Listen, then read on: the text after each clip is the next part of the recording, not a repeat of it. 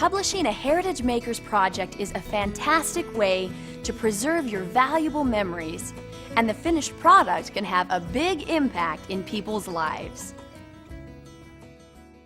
One of the reasons I love Heritage Makers is I'm able to create some really amazing books for my children. I have a story that I wanted to share. It has to do with my son who's 12 and a half, and he's preteen. He's hitting that, self-esteem, who am I, what am I good at, and I see him struggling. I wanted to write a book about Jackson that says all the things I think my son is great at, and that he doesn't think and doesn't know that he's great at. I made it for him, and I want him to be able to look back on this book and read it when he hits hard times in life and know what a wonderful kid he is. And I gave him that book, and he said, "Mom, thank you so much for believing in me and loving me." And he says, "I will always be able to read this book and know how much you love me." To me, that said it all. That was why I'm a consultant. That's why I'm a Heritage Maker. And being able to do that for my family was the most important gift I could give.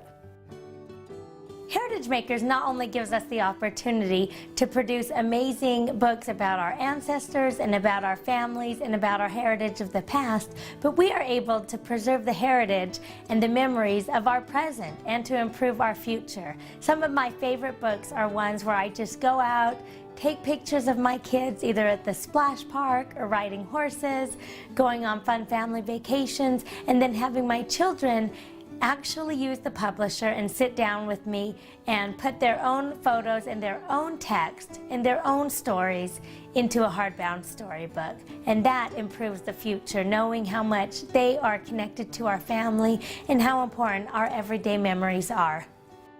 Recently, I published a book for an uncle, my Uncle Steve. And for over 20 years, he had no contact with the family.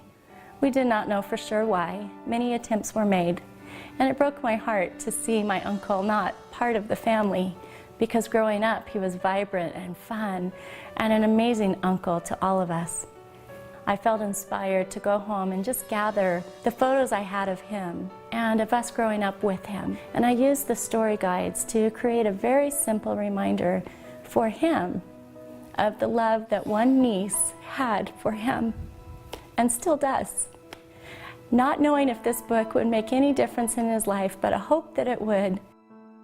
And miracles happen with our storybooks because the doors have opened, the hearts have begun to heal, and one little storybook has brought a family back together again. On February 14th, Valentine's Day, I lost one of the most important men of my life. And that was my father, and he was literally one of my very best friends, one of my greatest confidants, one of my greatest examples in life. Slowly, over the last few years, my dad has suffered from dementia. But one thing I have to say is I'm so grateful that my dad shared so many stories when I was young, and he wrote his life history, because as he was losing his memory, I was able to share those stories with him. And so it came full circle. I got out this scrapbook, and it was just created a few months ago.